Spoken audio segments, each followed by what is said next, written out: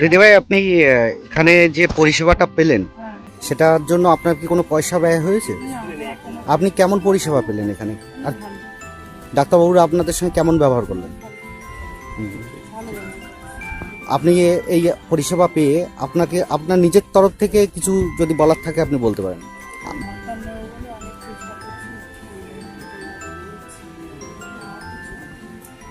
ঠিক আছে, তা এখানে পরিষেবা পেয়ে আপনি ভালো লাগছে তো আপনার?